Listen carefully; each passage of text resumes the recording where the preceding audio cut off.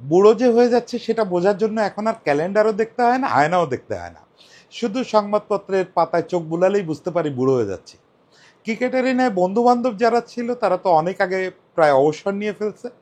যাদেরকে মানে ক্রিকেটারদের তো আর ছোট ভাই ভাবা যায় না, তারপরেও যারা অনুজ ছিল তারাও আসলে আস্তে আস্তে অবসর নিয়ে ফেলতেছে। গতকালকে সর্বশেষ শেষবারের মতো লঙ্গার ভার্সন ক্রিকেট খেলে ফেললো আমার খুব প্রিয় মানুষ, খুব প্রিয় প্রায় ছোট ভাই ইমরুল কায়েস। আসলে আমার কাছে সাগর, এখনো পর্যন্ত ওকে ফোনে সামনাসামনি কখনো ইমরুল বলে ডাকি না, মেসেজ দিলেও সাগর বলি, এবং ও সেই ছোট্টবেলা পিচ্চিবেলা যেমন দেখছিলাম সেরকমভাবেই ঠিক দাদা বলে উত্তর নেয়। তো এটা পার্সোনাল গল্প করতে বসি নাই, তারপরেও একটু এসে গেল কথাটা, আসবে আরও দু এক লাইন। শুধু বলি যে দেখেন, বাংলাদেশের ক্রিকেটে যে কয়েকজন সবচেয়ে বেশি নিবেদিত প্রাণ খেলোয়াড় বাংলাদেশের ক্রিকেটে আসছে এ পর্যন্ত, তার ভিতরে আমি ইমরুল কায়েস বা আমাদের সাগরকে সবচেয়ে আগায় রাখবো, সবচেয়ে আগায় রাখবো। সেই ছেলেটা আসলে লঙ্গার ভার্সন ক্রিকেট ছেড়ে দিল, এবং ও নিজেই বলছে যে আর হয়তো 1-2 বছরের ভিতরে শর্টার ভার্সনও ছেড়ে দেবে। এবং এটা আমাদের জন্য খুব দুঃখের একটা ব্যাপার হয়ে থাকলো যে এই ছেলেটার যে সম্ভাবনা, এই যে ছেলেটার যে ডেডিকেশন, কমিটমেন্ট, এই জিনিসগুলোকে আমরা কাজে লাগাতে পারলাম না। আর শেষ বেলায় সে অসাধারণ একটা আপ্তবাক্য দিয়ে বলে দিয়ে গেল যে আসলে অবসর নেওয়ার আদর্শ সময়টা কি। আসেন এই ব্যাপারটা একটু আলোচনা করে দেখি। ইমরুল কায়েস মানে সাগরের সঙ্গে আমার পরিচয়ের শুরুটা আমি একদম আহ, সাল মনে করে বলতে পারি। সাধারণত তো দিন তারিখ সাল কোনোটা মনে থাকে না, কিন্তু এটা মনে থাকার একটা স্পেশাল কারণ আছে। 2007 সালে আমি তখন মাত্র ক্রিকেট কাভার করতে ঢাকার বাইরে যাওয়া শুরু করছি। ঢাকার বাইরে বলতে সেটা ছিল ফতুল্লায় একটা ম্যাচ, খুলনা ভার্সেস কাদের ম্যাচ ছিল ভুলে গেছি, সম্ভবত ঢাকা মেট্রো। তো খুলনার টিম সে সময় মানে আমি ভাই খুব আঞ্চলিকতা প্রবণ মানুষ, এটা মানে আপনারা যেভাবে দেখেন আমি, এবং আমি চাই যে দেশের মানুষ তাই হয়ে উঠুক। দেশের মানুষ এই বিপিএলে বা বিভিন্ন টুর্নামেন্টে নিজের এলাকারে ওন করুক, সেটা আমি চাই। যাই হোক, আবার সার্বজনীনতার ক্ষেত্রে এই আঞ্চলিকতা যেন না থাকে। যখন আমরা বাংলাদেশকে দেখব তখন যেন আবার হিসাব না করি যে কে আমার এলাকার খেলোয়াড়, কে ওর এলাকার খেলোয়াড়। তো সেই আঞ্চলিকতা প্রেমের কারণে খুলনা ডিভিশনাল টিমটা বলতে পারেন আমার গড়বাড়ি ছিল। মানে তখন খুলনার ক্যাপ্টেন সুমন ভাই, দলে খেলতেছে Mashrafe, Raj, Rasel, Sakib on and off, মাঝে মাঝে খেলে মাঝে মাঝে খেলে না। ও তো শুরু থেকেই ফার্স্ট ক্লাস, অত রেগুলার খেলে না, তারপরেও খেলে। মোটামুটি মানে খুলনা দলটা তখন আমার একটা অভয়ারণ্য। তখন রানা আছে, রানা কি 2007 ওই সময়টা ছিল আমার ঠিক খেয়াল নেই, সরি রানার মৃত্যুর তারিখটা ভুলে গেছি। তো সব মিলে খুলনা দলটা এত আড্ডার একটা ব্যাপার, ফলে আগে থেকেই জানি যে এবার মেহেরপুরের একটা ছেলে খুলনার হয়ে খেলবে। ওই সিজনে অলরেডি একটা ম্যাচ খেলে ফেলছে এবং সে ম্যাচে সেঞ্চুরি করছে। ও ফলে ওই ছেলেটার প্রতি একটু চোখ রাখার জন্য সুব্রতা বলেও দিল যে ফতুল্লায় যাচ্ছিস এই ছেলেটার দিকে একটু দেখিস, কারণ সুমনও বললো যে ছেলেটা ভালো খেলে। তো ইন্টারেস্টিংলি একেবারে প্রথম দিনেই খুলনা ব্যাট করলো, প্রথম দিনেই এই ইমরুল কায়েস সেঞ্চুরি মেরে দিল, সাগর সেঞ্চুরি মেরে দিল। তো ম্যাচ শেষে আমি সুমন ভাই বা মাশরাফি কাউরে একজন রে বললাম যে এই ছেলেটার সঙ্গে একটু কথা বলবো, একটু বলা দেন না। তো ডাক দিয়ে দিল, তো বললো যে ও তো ইমরুল কায়েস না, ও তো আমাদের সাগর। ও সাগরে ডেকে আনলো, একেবারে মানে ও এখনো তো খুব লাজুক। ও কথাবার্তা ভালো বলে কিন্তু দেখবেন খুব লজ্জা পায়। মানে একেবারে রিসেন্ট জানি না, ছোট মানুষ ছিল তো তখন খুব লজ্জা পেত কথা বলতে। তো আমি জিজ্ঞেস করলাম যে সাগর, টানা 2টো সেঞ্চুরি হয়ে গেল, টার্গেটটা কি? সে মানে দিব্যি পট করে বলে ফেললো 5টা সেঞ্চুরি করতে হবে। মানে এতক্ষণ লজ্জা পাচ্ছে, কথা বলতেছে সংকোচ করে, কিন্তু যেই টার্গেট জিজ্ঞেস করছি বললো 5টা সেঞ্চুরি করতে হবে। আমি বেশ তাজ্জব হয়ে গেছি। ক্যারিয়ারের বয়স তখন মাত্র বছর দুয়েক, কিন্তু কম তো তরুণ খেলোয়াড়ের সঙ্গে এই ফার্স্ট রিয়াকশান নেই ইন্টারভিউ না, এটা ফার্স্ট রিয়াকশান। তো কেউ তো এরকম নাম্বার ধরে বলে না যে 5টা সেঞ্চুরি করতে হবে এই সিজনে। আমি বললাম ভাই এটার রহস্যটা কি? তা বলে দেখেন আমার বন্ধু হচ্ছে জুনায়েদ, মানে জুনায়েদ সিদ্দিকী। ও সে আমারে বলছে যে যদি তুমি 5টা বা তার বেশি সেঞ্চুরি করো এবার লিগে, তাহলে তোমার এবারই জাতীয় দলে ডাকবে। বুঝেন তার টার্গেটটা, এবং ফ্রম ফার্স্ট ডে তার টার্গেট হচ্ছে বাংলাদেশ ন্যাশনাল টিমে খেলা, এবং সেজন্য সে টার্গেট সেট করে ফেলছিল 5টা সেঞ্চুরি। যদিও ওই সিজনে 5টা সেঞ্চুরি হয় না, পরের সিজনে প্রবল প্রতাপে রান করছিল এবং সর্বোচ্চ রান স্কোরার হয়েছিল সম্ভবত, হয়ে ন্যাশনাল টিমে আসছিল। তো এই যে ভালোবাসা, এই যে কমিটমেন্ট নিয়ে সে ন্যাশনাল টিমে আসছে, যতদিন খেলছে সে কিন্তু এটা দেখা গেছে। দেখেন সাগরের স্টার্স নিয়ে আপনারা অনেকে হাসাহাসি করেন, তারে নিয়ে খুব ট্রল হয়, সে ট্রলটা সেও উপভোগ করে, আমরাও তার যারা ঘনিষ্ঠ আমরাও উপভোগ করি। বিশেষ করে সাগর ব্রো বলে ব্যাপারটা যারা চালায়, ওদের ম্যাথ এবং বিভিন্ন সায়েন্সের ইয়েতে যে দক্ষতা, পাই মৌলিক নাম্বার এই সব বিষয়ে যে দক্ষতা, এটা আমার এই খুব ইমপ্রেসড করে। আমার ধারণা সাগরও যদি মন দিয়ে দেখে এই ট্রলগুলো দেখলে মজা পাবে। কিন্তু বিষয় হচ্ছে যারা হেট্রেটের জায়গা থেকে ইমরুল কায়েসকে ছোট করেন স্ট্যাটিস্টিক্সের জায়গায়, সেই জায়গাটায় আমি আসলে কিছু অ্যান্সার কখনো খুঁজে পাই না। যে ইমরুল কায়েসের স্ট্যাটিস্টিক্স নিয়ে কথা হয়, ইমরুল কায়েসের ওয়ানডে অ্যাভারেজ হচ্ছে 31-এর উপরে, প্রায় 32। এখন আপনি আমারে বলেন তো যে আমাদের টপ অর্ডারে যেসব স্থায়ী ব্যাটসম্যান আছে, যাদেরকে আমরা মনে করি যে ভালো ব্যাটসম্যান, লিজেন্ডারি ব্যাটসম্যান, তার কার কার অ্যাভারেজ এই 35-36-এর ওপরে? তাহলে ইমরুল কায়েস কী করে ব্রাত্য হয়ে গেল, ইমরুল কায়েস কী করে স্ট্যাটিস্টিক্যালি হাস্যকর হয়ে গেল, আমি এটা বুঝতে পারি না ঠিক।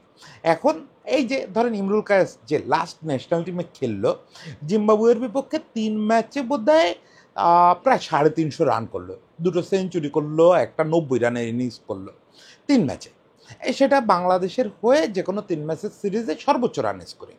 এরপরে ওয়েস্ট ইন্ডিজের বিপক্ষে 2টো ম্যাচে সিঙ্গেল ডিজিটে আউট হলো। এরপরে আর জীবনে কোনো দিন সে ওয়ানডে ক্রিকেটে চান্স পায় নাই। এখন এটা ব্যাখ্যা কী? ওই সময় ব্যাখ্যা যেটা দেওয়া হলো যে ওর প্রতিভা নাই, ও শুধু জিম্বাবুয়ের এগেনস্টে পারে। এখন প্রতিভা ধুয়ে কী খাওয়া সম্ভব? প্রতিভা ধুয়ে কি পানি খাওয়া সম্ভব? সেই পানির কি আউটপুটটা কি আমরা তো দেখতেছি। সো কল্ড প্রতিভাধররা কতদূর আমাদেরকে নিয়ে যেতে পারে, পারে না তো কোথাও নিয়ে যেতে। আর জিম্বাবুয়ের এগেনস্টে রান করছে, এটারে যদি বাংলাদেশে অভিযোগ হিসেবে তোলা হয়, তাহলে বাংলাদেশে কিন্তু খেলোয়াড় খুঁজে পাওয়া খুব কষ্ট হবে। কারণ যাদেরকে আমরা বড় বড় পরিসংখ্যান দিয়ে দেখাই যে এরা আমাদের লিজেন্ড খেলোয়াড়, এদের মোর দ্যান 50% পারফরমেন্স হচ্ছে এই জিম্বাবুয়ে আর এই জাতীয় দলের বিপক্ষে, এবং এইটাই স্বাভাবিক। আপনি বাংলাদেশ একটা এখনও উঠতি ক্রিকেট শক্তি, বাংলাদেশের কোনো খেলোয়াড়ের বেস্ট পারফরমেন্সটা টপ দেশের এগেনস্টে হবে না, এটাই স্বাভাবিক, এটাই স্বাভাবিক। ফলে এই যে একটা আজগুবি কথা যে সাগর শুধু ইয়ের বিপক্ষে পারে, জিম্বাবুয়ের বিপক্ষে পারে, এইটা দিয়ে আসলে কোনোভাবেই তার ইয়ে করা যায় না। এমনকি আপনি যদি টেস্টের কথা বলেন, হ্যাঁ টেস্টে তার অ্যাভারেজ কোনোভাবেই তার পক্ষে কথা বলবে না, 22 বা 23 এরকম কিছু অ্যাভারেজ। কিন্তু স্টিল আপনি যদি আমাদের টেস্ট স্কোয়াডে চোখ বলেন, টেস্ট স্কোয়াডে টপ অর্ডারে 2-3 জন খেলোয়াড়, আমি কারোর নাম বলতেছি না যেহেতু বাচ্চা ছেলে পেলে, ওদের কাউরে ছোটো করতে চাই না, তাদের অ্যাভারেজ 22-23, এটা নিয়ে তো তারা খেলে যাচ্ছে। ইমরুল কায়েস কেন তাহলে সুযোগ পায় নাই ঠিক মতো? জবাব নাই। আমার কাছে একটা জবাব আছে, সেটা হচ্ছে ইমরুল কায়েসের 2টো সমস্যা। এক হচ্ছে তার ভিতরে দেখনদার ব্যাপারটা নাই। মানে ইমরুল কায়েসের শর্ট দেখে আপনার কখনো তার মার্কোয়া মনে হবে না, কখনো অরবিন্দ ডি সিলভা মনে হবে না, এমনকি আমাদের দেশের আশরাফুলও মনে হবে না। ফলে তার যে মানে ওই যে আপনি একটা কিছু দেখে মুগ্ধ হয়ে যাবেন, আহ উহ করে উঠবেন, এই ব্যাপারটা ওর মধ্যে নাই। ও হচ্ছে স্রেফ পরিশ্রমী একজন মানুষ। অনেকে দুষ্টুমি করে বলেন শ্রমিক ব্যাটসম্যান, আসলেই তাই। ও যে কয়টা রান করে পরিশ্রম করে প্রচণ্ড পরিশ্রম করতে হয়, ওর প্রচণ্ড কষ্ট করে রান বের করতে হয়। এবং একই সঙ্গে আরেকটা জিনিস সত্যি, সেটা হচ্ছে খুব নির্জীব মানুষ। মানে নির্জীব এই অর্থে না যে ও মানে প্রাণবন্ত না, তা না। মানে ওরে আপনি মারেন, কাটেন, ওরে ট্রল করেন, গালিগালাজ করেন, ও কোনো কিছুতে ফোঁস করে উঠতে পারে না। ধরেন মানে এটা আমি একটা হাস্যকর উদাহরণ দিই, হাস্যকর না বলে মজার বললে ভালো হয়, মজার একটা উদাহরণ দিই। খুলনা দলে বা ন্যাশনাল টিমে, এমনিতে তো আমাদের ন্যাশনাল টিমে এখন কি অবস্থা জানি না, আমাদের খেলোয়াড়রা কতটা দুষ্টুমি টুষ্টুমি করে জানি না, কিন্তু আমরা যখন রেগুলার মাঠে যাইতাম এগুলা ছিল পুংটার পুংটা। এই আমাদের ন্যাশনাল টিমের পজিটিভ অর্থে বলতেছি, কিন্তু সব পজিটিভ অর্থে নিয়েন। ও একজন আরেকজনের সঙ্গে মারামারি, অমুক তমুক, ওরে কুস্তি করতে করতে চাপে ধরা, বিশেষ করে মাশরাফি ছিল এগুলার সর্দার, স্বভাবতই সে সবার সঙ্গে কুস্তি করে বেড়াইতো। সবচেয়ে বেশি অত্যাচারিত হতো ইমরুল, মানে সাগর। 2-3 জনে মিলে চাপা ধরতো, দৌড়া দুষ্টুমি করতো, কোনো সময় রাগ করতো না। এমনিতেই ন্যাশনাল টিমে এইসব দুষ্টুমিতে কেউই রাগ করে না, কিন্তু ওরে আমি কোনো সময় হাসি মুখ বন্ধ হইতে দেখি নাই। ওর গাড়ির উপরে 2 জন উঠে বসে আছে, ওরে এ খোঁচাচ্ছে ও খোঁচাচ্ছে, সাংবাদিকরা দুষ্টুমি করতেছে, সবাই দুষ্টুমি করতেছে, ও করতো দুষ্টুমি, ও করতো। ইমরুলও কিন্তু খুব খুনসুটি করতে পারে, কিন্তু কোনো সময় ওরে আমি হাসি মুখটা ম্লান হইতে দেখি নাই। এই কুমিল্লা ভিক্টোরিয়ান্সের ট্রফির পরে ট্রফি এনে দিছে, সেই দল তাকে আর ডাকে না, সেই দলে সে কোনো মূল্যও পায় না। এটা নিয়েও তার কোনো অভিযোগ নেই, আমি কোনো সময় তার মুখ কালো করতে শুনি নাই। এমনি জিজ্ঞেস করলে, এই যে এখন তো দেশে আছে, কদিন আগে লন্ডনে ছিল, লন্ডনে থাকতে একদিন লম্বা সময় আড্ডা হচ্ছিল ফোনে, আমি বলি আফসোস করো কি না এগুলো নিয়ে, বলে না দাদা আফসোস করে লাভ নাই। এটা হচ্ছে ইমরুল কায়েস। দেখেন, নিবেদন বা কমিটমেন্টের কথা বা ডেডিকেশনের কথা না বললে ইমরুল কায়েসের সম্পর্কে, সাগরের সম্পর্কে কিছু বলা কোনোভাবেই সম্পন্ন হবে না, কোনোভাবেই এটা শেষ হবে না। ইমরুল কায়েসরে আমি বলি যে বাংলাদেশের যদি আপনি জনা পাচেক খুব ডেডিকেটেড ক্রিকেটারের নাম বলেন, যারা হচ্ছে মাঠে দলের জন্য জীবন দিয়ে আসতে পারে, তার ভিতরে থাকবে, এবং আমার ধারণা 1, 2, 3 থাকবে। কে কে থাকবে সেই লিস্টে?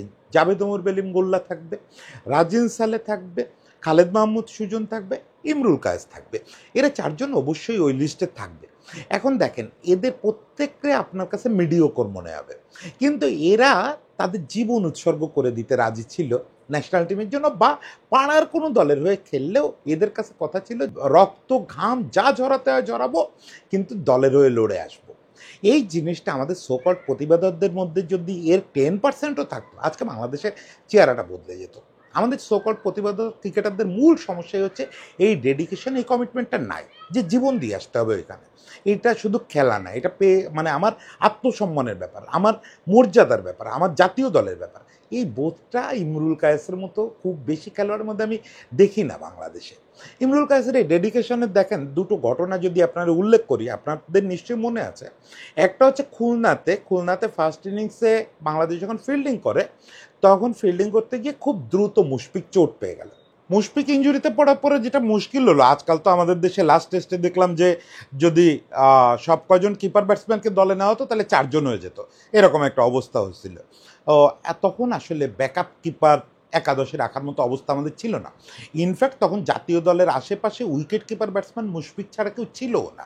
ফলে আমাদেরকে সবসময় রিস্ক নিয়ে টেস্ট খেলতে হতো, যে মুশফিক ইঞ্জুরিতে পড়লে কিপিং করার কেউ নাই। তখন অল্টারনেটিভ কিপার হিসাবে একবার সাকিব কিপিং করছিল, আপনারা জানেন কি না, ঢাকায়।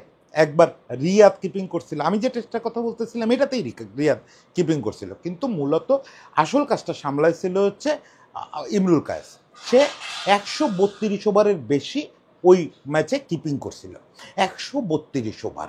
আপনারা শুধু একটা জিনিস যদি ভেবে দেখেন যে একটু নর্মালি ফিল্ডিং করা আর কিপিং করার যে পার্থক্য, একটা কিপারকে প্রায় সারা দিন প্রায় প্রত্যেকটা ওভারে উবু হয়ে বসে থাকা লাগে, মানে হাঁটুটা ভাঁজ করে অর্ধেক বসে থাকার একটা ব্যাপার। ওই যে আমাদের নীল ডাউন করাতো না ক্লাসে, অনেকটা ওরকম একটা ব্যাপার। সেই জিনিসটা যে ছেলেটা অভ্যস্ত না, মানে ও কখনো কিপিং প্র্যাকটিস করে না, ও কখনো ঘরোয়া ক্রিকেটে কিপিং করে না, সেই ছেলেটা 132 ওভারের মতো কিপিং করলো।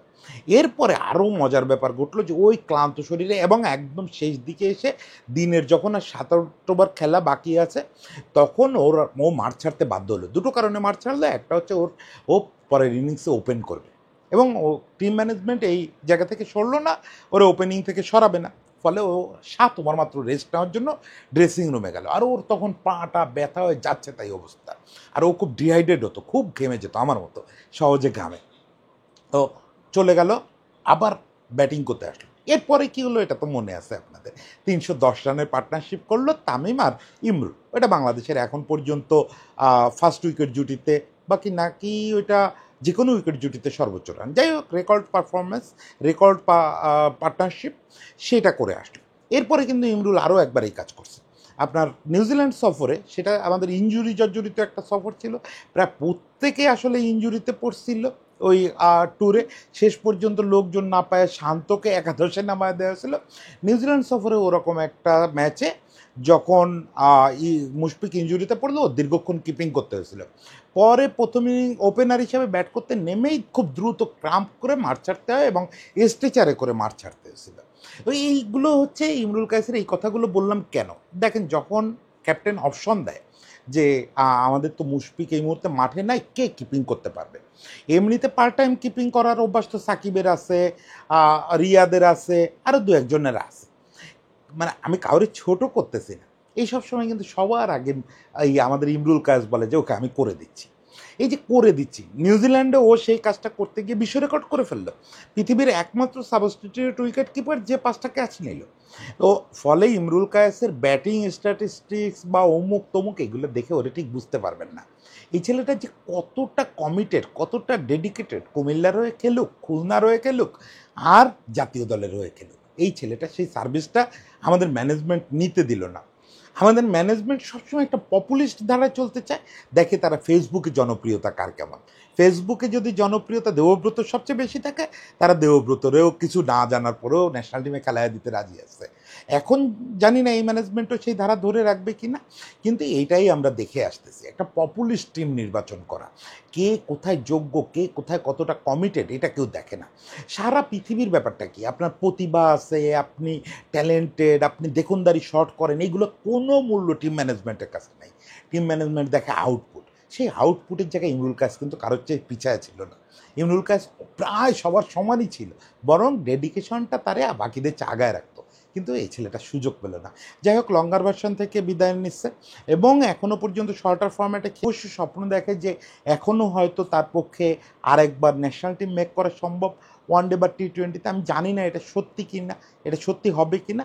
হোক বা না হোক, ইমরুল কায়েসের শেষ প্রশংসাটা করব আমি তার লাস্ট প্রেস কনফারেন্স নিয়ে। গতকালকে সে প্রেস কনফারেন্স করছে, বিদায়ী প্রেস কনফারেন্স।